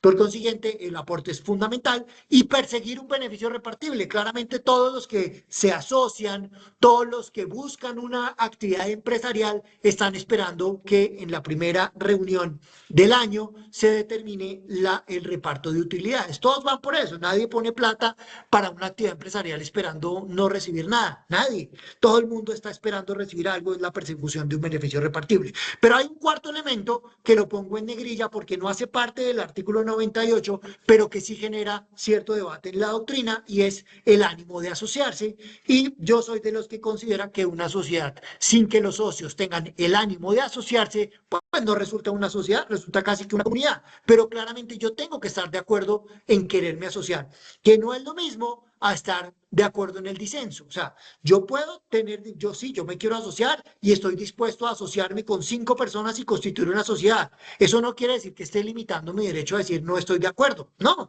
me asocio, de acuerdo, pero parte del elemento de asociarse está estar de acuerdo o estar en desacuerdo y tener los elementos. Para eso son mayorías y para eso las decisiones se toman por mayorías en los cuerpos colegiados. Por consiguiente, las personas tienen derecho a buscar la mayoría a partir de argumentos o a debatir cuando éstas no llegan a él. Y entonces caemos ya en un elemento meramente operativo y es cuáles son los tipos societarios. Yo voy a decirlo, sí, es importante desde el elemento, desde el punto académico, por supuesto, porque es que el tipo societario me va a determinar la forma. Sí, estoy de acuerdo, pero como ya lo dije, lo menos importante es el tipo societario, porque usted tiene casi que un portafolio para decidir y usted lo que va a buscar es tal vez los tipos societarios que mejor se acomoden a su capacidad como empresario. En todos ellos cumpliendo con los elementos de fondo, de forma y de su existencia, es decir, en todos ellos teniendo capacidad, teniendo que tener capacidad, consentimiento, buscando objetos y causas lícitas y cumpliendo con los elementos de forma, es decir, escritura, notaría, cámara, si estamos hablando de SA, limitadas, comanditas, o SAS, o perdón, documento privado, si lo que estamos es constituyendo una SAS. La primera de ellas, la sociedad colectiva, una sociedad tal vez en desuso, de esas sociedades familiares, donde el elemento intuito persona ese era el más importante de todos. Entonces, yo no puedo entrar a esa sociedad si yo no hago parte de la familia, porque es un elemento o es un tipo societario donde el régimen de los socios es absolutamente riguroso. Yo no puedo ceder mis cuotas, en fin. Por eso decimos, ahí no hablamos de socios, hablamos de accionistas. Todo el que tenga una sociedad colectiva tendrá que tener inscrito un libro de registro de socios y no un libro de registro de accionistas, porque ahí el marco de la persona que hace parte de ella es un socio, no un accionista. Viene evolucionando el ordenamiento jurídico y aparece la sociedad en comandita. La sociedad en comandita que viene compuesta por dos tipos de socio, el gestor y el comanditario, es decir, el que pone la plata y el que pone la actividad. Ahí podemos hablar de comanditas simples o comanditas por acciones, dependiendo de la manera en que yo haya decidido dividir mi capital. Si lo divido en cuotas, será es una sociedad en comandita simple, y si lo divido en acciones, pues estaremos hablando de una sociedad en comandita por acciones. O este también es un tipo societario que viene un poquito en desuso. Más bien, casi todos vienen en desuso. Tal vez los únicos que no vienen en desuso son las dos o tres últimas, pero en general estos tipos societarios cada vez menos se hacen, y es más, cada vez hay más transformaciones de sociedades antiguas como las colectivas o las comanditas para ir enmarcándose un poco más a sociedades anónimas por acciones simplificadas, perdón, es decir, a las SAS. Después aparece la sociedad de responsabilidad limitada, que es donde empieza realmente a evolucionar el régimen societario en Colombia. Ahí entendemos que es una especie de carácter híbrido. Le decimos sociedades de personas, aunque mantienen elementos propios o empiezan a innovar en elementos propios del capital, como la valoración de las cuotas. Ustedes pueden buscar, por ejemplo, un certificado de existencia y representación de una sociedad limitada y les aparece quiénes son los dueños y los titulares de las cuotas, lo cual no va a suceder en una sociedad por acciones o en una sociedad anónima. Los socios, importante tenerlo en cuenta, responden únicamente hasta el monto de sus aportes, aunque hay una excepción en las obligaciones laborales, donde ahí sí responden hasta más del monto de sus aportes. La representación legal le corresponde a los socios, pero la delegan en uno solo, que es quien tiene o el llamado representante legal, y su capital se divide en cuotas. Hablábamos aquí, cualquier modificación que yo quiera hacerle a la sociedad, una reforma estatutaria, es decir, si yo quiero cambiar, ceder una cuota, cambiar un representante legal, hacer cualquier modificación que toque la estructura del estatuto social. Acuérdense, la importancia de los estatutos viene de la mano, que es el documento de constitución, el contrato social, que por consiguiente va registrado, inscrito en el registro mercantil, pero aquí en una sociedad responsable limitada, cualquier modificación viene de la mano de una reforma estatutaria, que además, si se acuerdan del elemento de forma, pues viene de la mano de una escritura pública que debo inscribir o modificar también bajo la norma de escritura, notaría, cámara.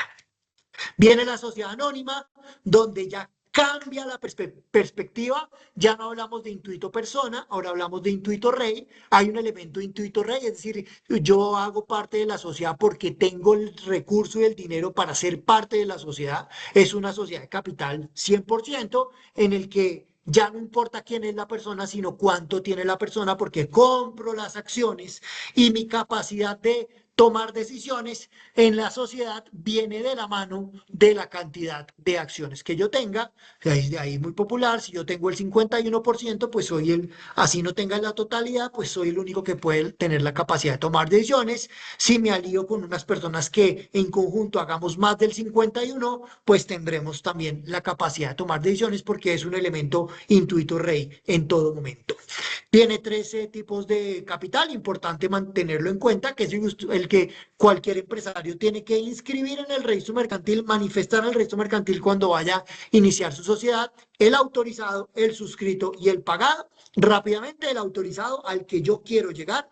Entonces yo constituyo mi sociedad y digo, mi capital autorizado es de 2.000 millones de pesos. Perfecto, un tipo optimista, hágale para adelante, póngalo como capital autorizado. Pero sí es muy importante ser realista en el suscrito y en el pagado, porque sobre ese voy a reportar pago de matrícula y pago de impuestos. Por consiguiente, el suscrito es el que firmo al momento y el pagado el que efectivamente se paga. Recuerden ustedes que para pagar el capital, los accionistas tienen en la SAS hasta un año para pagarlo. Su administración está en la asamblea de accionistas. Si usted tiene una sociedad anónima, tiene que tener inscrito ya en el registro mercantil, libro de registro de accionistas y libro de actas de asamblea de accionistas. Esos son los dos únicos libros que tendría que tener. Tiene que tener junta directiva, pero su libro no es obligatorio escribirlo y tiene un representante legal que es el que desarrolla las actividades del giro, lo que llama la norma el giro ordinario de los negocios. Y por último, las SAS. La SAS, que es, como decía, el factor disruptivo, la crea la ley 1258 del año 2008 con un montón de críticas al momento de constituirlo. Por ejemplo, que ya habíamos empezado o que con la constitución se estaba desconociendo, con la constitución de una SAS o la creación de la ley, se estaba desconociendo el régimen societario inicialmente y establecido inicialmente por ese elemento que les decía de solo es un solo accionista. Entonces era impensado que eso pasara, pero con el pasar del tiempo nos hemos dado cuenta que esa regulación leve que tiene, por eso decía, no es que sea ilegal, irregular, lo que es menos formalista, es una regulación leve que le permite al comerciante manejar la sociedad con mayor capacidad y con mayor potestad. ¿Por qué? Porque cualquier cambio se modifica directamente en un documento privado que no tiene que pasar directamente a la notaría. Usted elimina el requisito de la notaría y la escritura pública porque va directamente con el contrato, con el documento privado, con sus estatutos a la Cámara de Comercio. No se salta el paso de la Cámara de Comercio, porque si se saltara el paso de la Cámara de Comercio, pues recordarán ustedes, pues no está cumpliendo con el elemento de forma, sería una sociedad de hecho, conllevándole esto muchos riesgos a los llamados accionistas, porque no serían accionistas. Los órganos de redirección, asamblea de accionistas, junta directiva. Si usted tiene una SAS, tiene que tener ya inscrito libro de registro de accionistas, libro de asamblea de accionistas. Y si alguien está pensando, ay, pero pues yo soy un solo accionista, yo solo tengo la SAS, pero soy solo yo, no importa, tiene que hacerlo. Y tiene que sentar sus libros y tiene que poner sus actas en sus libros. No importa que sea un solo accionista, es una empresa y hay que cumplir con las obligaciones de la empresa, igual que en el capital establecido de la sociedad, la misma o el mismo elemento que tienen la sociedad anónima, es decir, autorizado, suscrito y pagado con los mismos elementos, y aquí, como ya lo señalaba, pues tiene un plazo de un año para pagar el capital suscrito. Importante tener en cuenta sobre las SAS. Y ya aquí dejo de compartir porque ya he llegado al final. Pero importante tener en cuenta en el tema de las SAS y es eh, la leve regulación que tiene, el poco nivel de regulación que tiene un tipo societario como esta, no implica que sea menos legal. Al contrario, la legalidad viene de quienes constituyen la sociedad, quienes constituyen la empresa. ¿Por qué? Porque es que fíjense ustedes que casi todo recae directamente en el accionista. Yo les decía, ustedes pueden sacar en este momento un certificado de existencia y representación de una sociedad de carácter limitado, de lo que llaman una sociedad limitada, y ustedes van a encontrar quiénes son los dueños de las cuotas, sin ningún problema. Pero si ustedes sacan un certificado de existencia y representación de una sociedad por acciones simplificada, de una SAS, ustedes no van a encontrar ahí quiénes son los accionistas de la empresa, porque eso debe recaer en el libro de accionistas que el empresario tiene que haber escrito.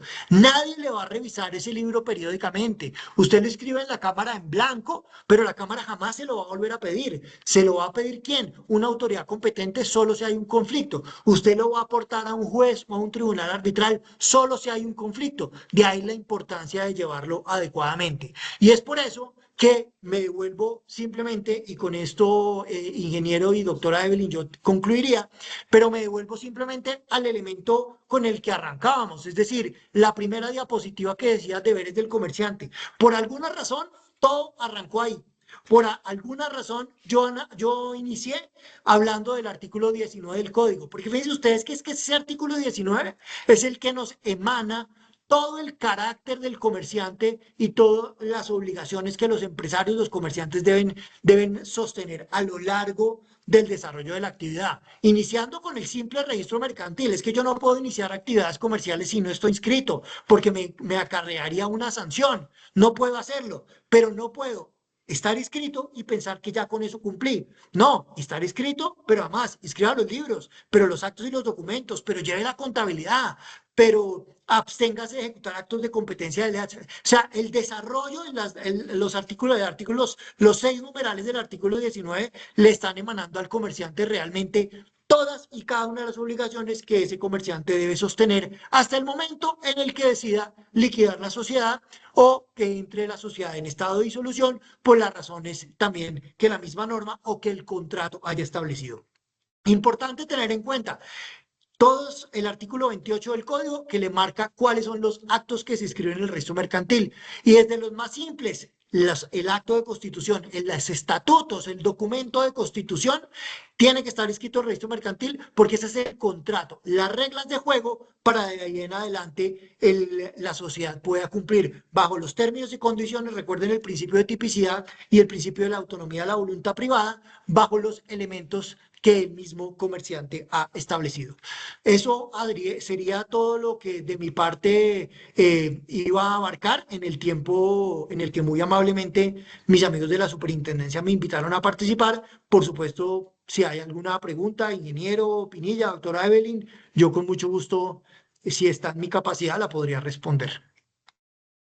Doctor Piedrahita, de verdad que muchas gracias. Un excelente tema para el día de hoy, bien amplio, muy bien atacado, se puede decir, y explicado. Creo que nos ha respondido y llenado muchas dudas que teníamos. Ahora entramos de pronto entonces a una parte de preguntas. Si alguien tiene alguna pregunta, por favor nos la va colocando en el chat y así mismo pues vamos resolviéndola una a una. De verdad que, doctor Piedrahita, muchas gracias. Muy buen tema, bien amplio, bien ejecutado como lo desarrolló y creo que nos ha resuelto a todos bastantes preguntas que tenemos, no únicamente para la parte, digamos, en este caso, de nuestros vigilados fluviales, sino también a todas las personas que igualmente estamos nosotros pues revisando y ayudándoles a las personas para que puedan diligenciar esta parte dentro de los controles que se están revisando a través de la supervisión que lleva la Superintendencia de Transportes. Entonces, mis estimados vigilados, si alguno de ustedes tiene alguna pregunta, abrimos entonces en este momento el canal para ello y estamos muy atentos, obviamente, para poderle responder. Doctor Entonces, Piedra, por favor. de la dirección y de todos los participantes, efectivamente expresamos nuestro sincero agradecimiento por su participación. Sabemos que es una persona que tiene una agenda sumamente apretada, pero su conocimiento, su claridad, la disposición, su experiencia, pues sin duda nos ha enriquecido el día de hoy en esta jornada. Efectivamente, pues esperamos contar con su presencia en futuras actividades y Claro que sí. reiteramos nuestro reconocimiento por su compromiso y su excelente trabajo. Muchísimas gracias. Muchas gracias a ustedes entonces. Les remitiría, ingeniero, la presentación para que si ustedes quieren hacerla llegar, yo no tengo ningún problema. Y por supuesto, yo quedaría atento a lo que necesiten en futuro y en lo que yo pueda colaborarles con mucho gusto. Ok, perfecto, doctor Piedrahita. Si su merced la tiene ahí a la mano, la podemos Piedrahita, colocar muy aquí buenos en el días. chat. Juan Guillermo, excúsame, yo quiero a mucho gusto, doctor Piedrahita, Natal Jiménez, directora de promoción y prevención de la Delegatura de Puertos.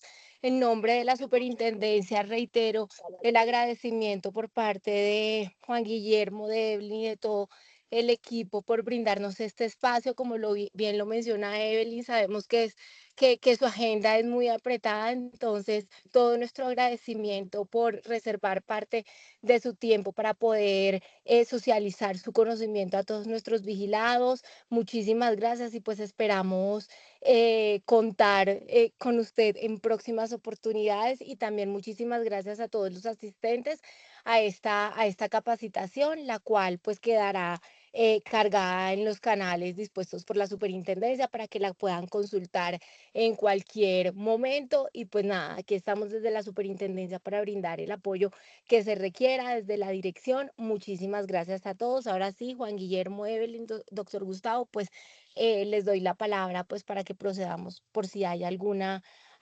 pregunta por parte de los asistentes. Muchas gracias. No, ustedes.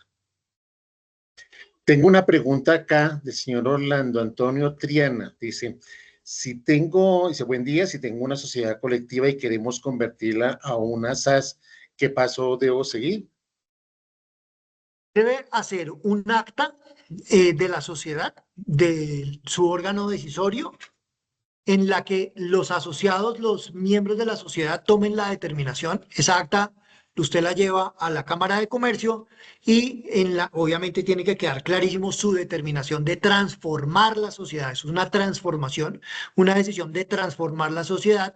No tiene que elevar a escritura pública. ¿Por qué? Porque es que el acta de decisión es la misma acta de constitución. Entonces simplemente toma la decisión en asamblea o en junta y lo que hace es llevar ese documento junto con los estatutos a la Cámara de Comercio y la Cámara de Comercio le hace la transformación a las SAS. Entonces, aquella sociedad que se llamaba, no sé, el nombre que tuviera bajo el término de ser una sociedad colectiva, pasaría ya a ser una SAS. Y obviamente deberá empezar a cumplir a partir de ese momento los requisitos propios de una sociedad por acciones simplificada. Libro de registro de accionistas, acta de asamblea de accionistas y en general todo lo que enmarca el desarrollo de una SAS. Pero es muy sencillo. Muchas gracias, doctor. Tengo otra pregunta acá. Qué pena. Muchas gracias, doctora Ana Isabel, por la intervención. Un gran apoyo también de nuestra jefe, que es ella, y está muy atenta también a todas esas capacitaciones que estamos haciendo llegar a través de la Dirección de Promoción y Prevención. Muchas gracias, doctora Isabel. Qué pena no le daba el agradecimiento. Tengo otra pregunta, doctor. Bueno, dice Pau, dice, la empresa es una SA, pero quiero hacer la transformación a una SAS. ¿Qué debo hacer? Igual que lo anterior, se toma la decisión en asamblea. Entendí por su pregunta, ingeniero, que era una SA y quiere pasarse a una SAS. Entonces, simplemente lo Sí, que hace es correcto. toma la decisión en asamblea de accionistas, donde quede clarísima la decisión de los asociados de estar con intención el 100% de transformarse en una sociedad anónima. Lleva eso a la Cámara de Comercio e inmediatamente pasan dos cosas. La junta directiva, que tiene por obligación tenerla anónima, deja de ser obligatoria a menos que la quiera mantener, y el revisor fiscal, que tiene que tener por ley una sociedad anónima, deja de ser obligatorio a menos que lo quiera seguir teniendo. Es decir, lo que hace simplemente es transformarla y aquello que se llamaba SA debe ya llamarse SAS. Pero simplemente es un trámite que se hace ante la Cámara de Comercio llevándole el documento en el cual se tomó la determinación y lo que serían sus nuevos estatutos. Aquí, ¿cuál sería la ventaja? Ya viene de ser una sociedad por acciones, luego ya tiene capital accionario. Entonces, debe manifestar si mantiene el capital accionario. ¿Qué pasa si es con cuotas? O si es una sociedad que no tuviera capital accionario, pues ahí sí que manifestar cómo va a dividir el capital accionario y registrarlo directamente en su libro. Perfecto, muchas gracias, doctor. Tengo otra pregunta de Olga Leonor. Dice, ¿cómo se incrementa el valor de las acciones en una SAS? Es lo que llamamos la capitalización de la sociedad, que puede darse por una manifestación de los socios de incrementar el valor actualmente o por la búsqueda de recursos de terceros. Entonces, si es lo primero, todo funciona a partir de una reforma estatutaria, porque estamos tocando directamente el capital. Por consiguiente, tiene que haber una decisión de las mayorías. Primero que todo, tiene que estar previsto en los estatutos. La capitalización es una de esas figuras del derecho societario que no se puede realizar si no está directamente aprobado en los estatutos, y los socios tienen que decir que sí se puede hacer. Luego de eso se hace una asamblea. En la asamblea se tomará la determinación de quién quiere capitalizar. Acuérdense ustedes que la sociedad no puede tener más del 100%. Por consiguiente, el que no capitaliza inmediatamente se verá diluido en su porcentaje a partir de la operación matemática de cuánto quieran realizar y cuánto quieran hacerlo. Eso sería ante los socios. Eso ya se inscriben al registro mercantil e inmediatamente quedaría aprobada la capitalización.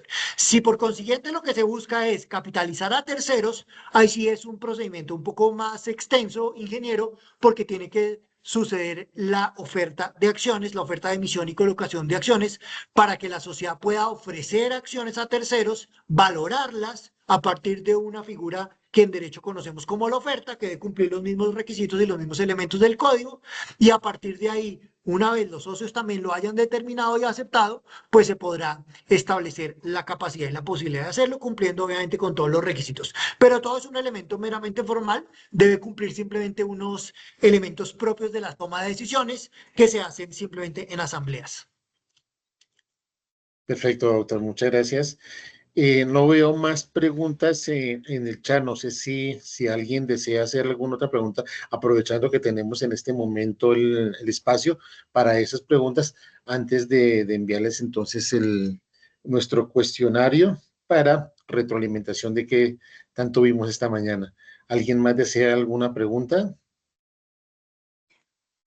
Estimados participantes, les recordamos diligenciar el forms de asistencia, diligenciar con nombres completos y número de identificación completo, por favor. ¿Alguien más tiene preguntas?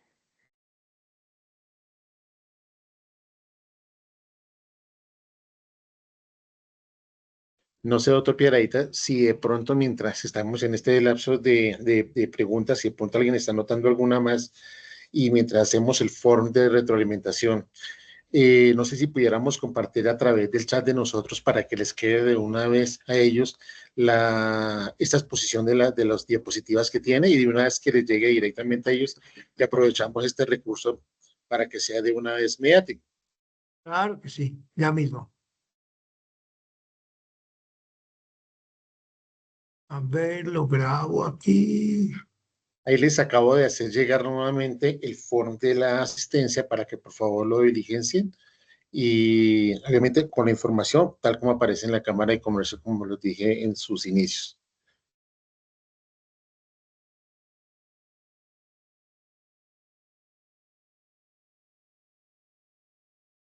Por favor, los contratistas, los profesionales y los regionales que pertenecen a la Superintendencia de Transporte, en el espacio que se denomina empresa, indicar Superintendencia de Transporte con su nombre completo. Gracias.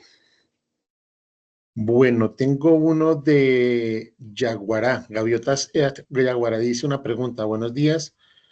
¿Cómo pasar de asociativa de trabajo a SAS? ¿Qué pasa con la habilitación? Somos una empresa de transporte fluvial.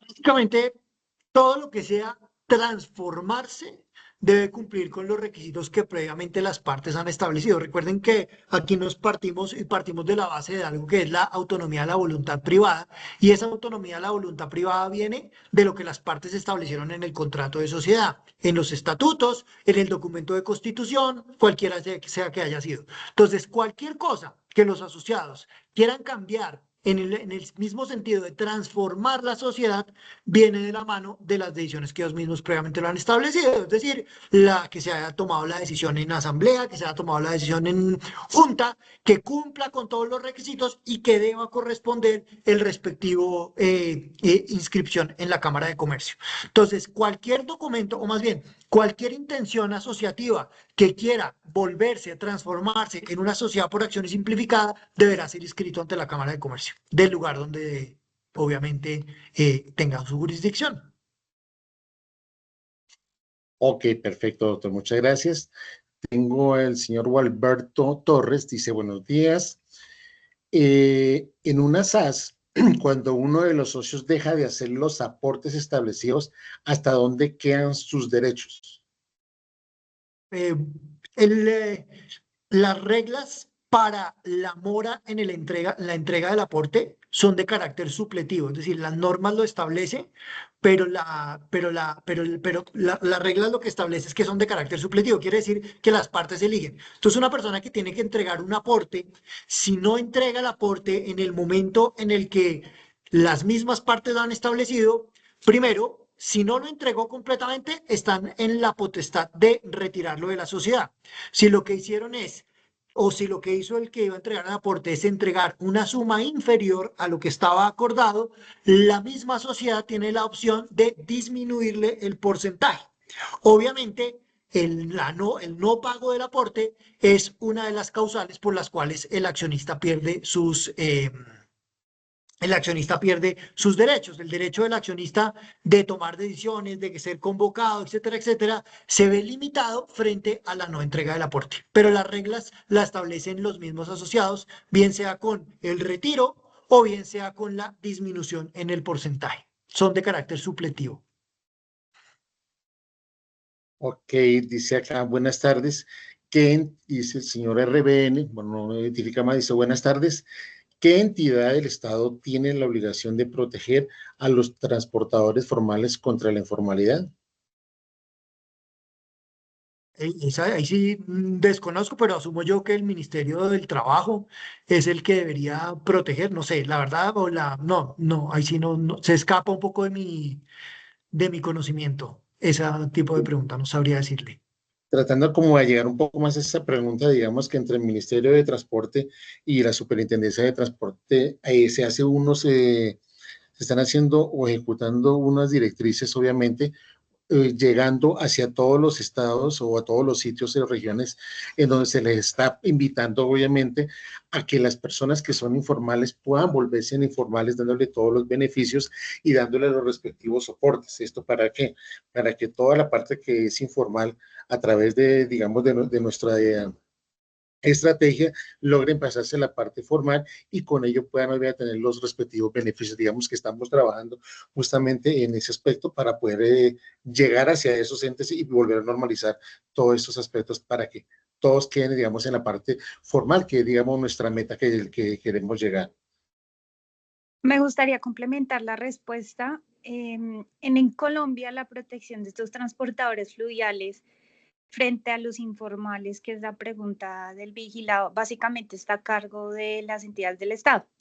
¿Qué entidades del Estado? Que regulen, que vigilen y que controlen el sector? Principalmente es el Ministerio de Transporte como Autoridad Fluvial Nacional, Ley 1242, ¿a través de qué? De las inspecciones fluviales delegadas en cada una de las jurisdicciones.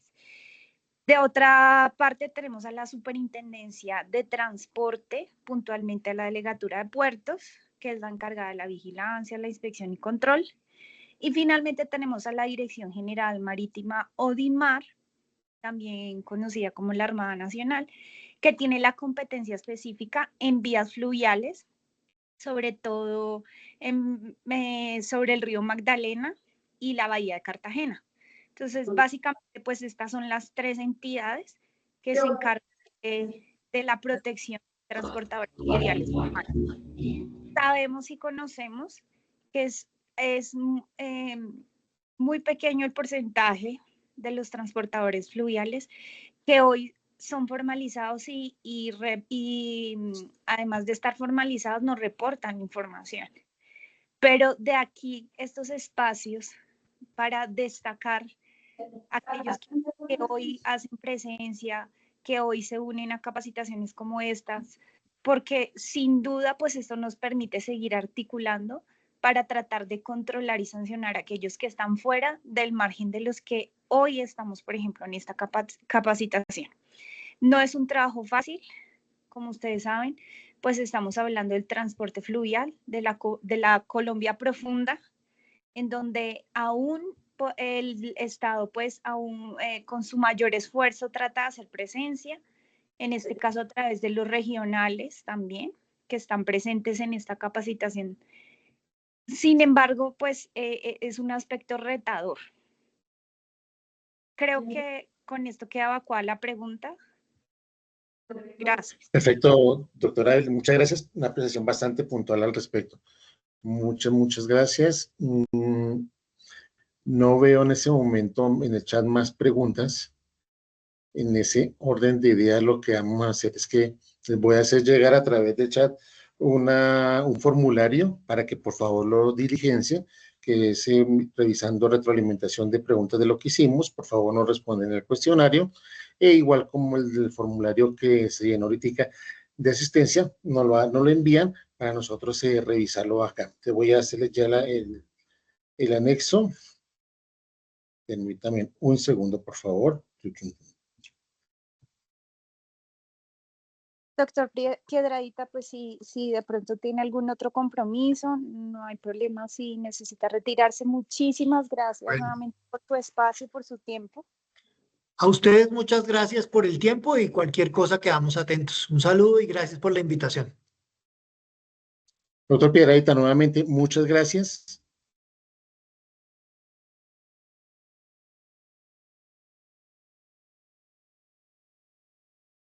El form que le acabo de hacer llegar, entonces ese ya es para el cuestionario. Por favor, no los diligencian, es tan gentil. Y quedamos entonces atentos a medida que vayan entonces llenando el form, se pueden ir retirando, no antes diciéndoles a todos ustedes muchas gracias por haber asistido a esta segunda capacitación. Ya tendremos otras a las cuales les haremos respectiva comunicación para que ustedes, por favor, puedan entrar y puedan obviamente adquirir estos conocimientos. Hago un paréntesis acá muy importante, les recomendamos a todos los vigilados el diligenciamiento del preregistro para el nuevo Vigía 2 que se está manejando actualmente, para que vayan llenándolo. Vamos a hacer una capacitación, yo creo que de antemano le voy diciendo, para el 8 de julio vamos a tener una capacitación de cómo se va a diligenciar este formulario. Los que ya tienen conocimiento, por favor ingresen a la página y vayan diligenciando adecuadamente este formulario para que vayamos nosotros solamente a la par. Recuerden que vamos llenando Vigía 1 y Vigía 2 a la par.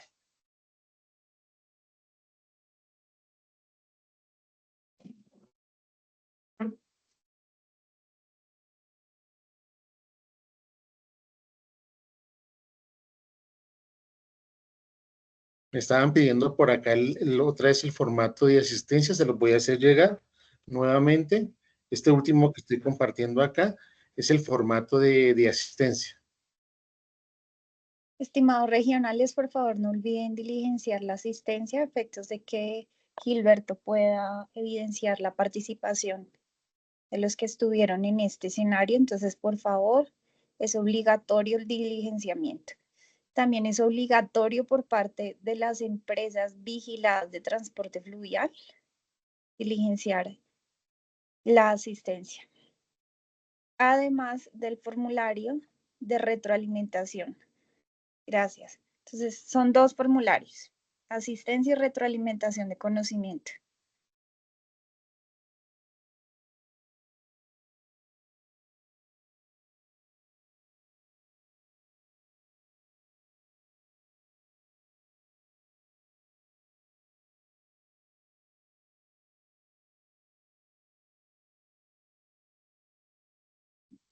Preguntan en el chat, por favor me colabora con un número de contacto para poder hacer una consulta sobre el preregistro Vigía 2. No le podemos facilitar un número particular, dado que hay unos canales oficiales de la entidad.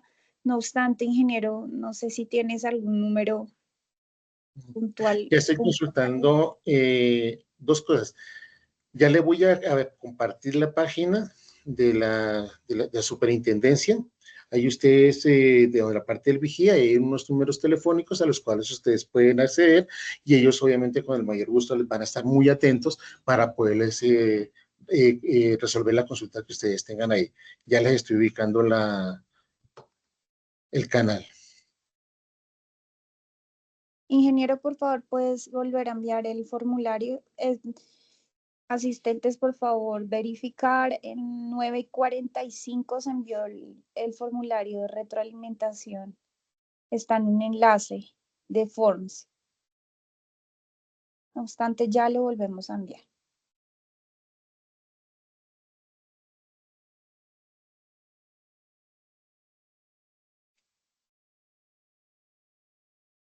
Esta capacitación será cargada a un enlace YouTube y la compartiremos a través del correo electrónico que se encuentre registrado en la Cámara de Comercio. Es interno para los que son funcionarios, profesionales o regionales contratistas de la superintendencia. Externo si es una empresa que no pertenece a la Superintendencia de Transporte. O una persona que haya querido participar a efectos de reforzar conocimientos, entonces también sería una persona externa.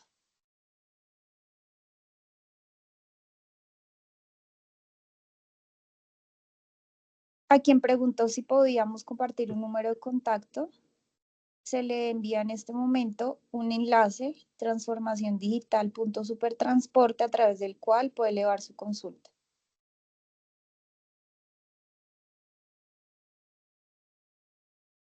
Por favor, todos vamos diligenciando los formularios, el de asistencia y el formulario de retroalimentación.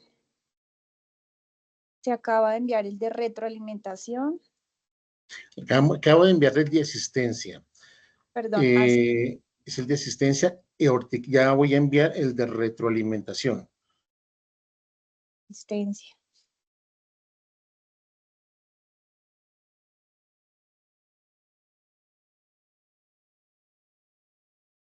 Este que acabo de enviar es el de retroalimentación.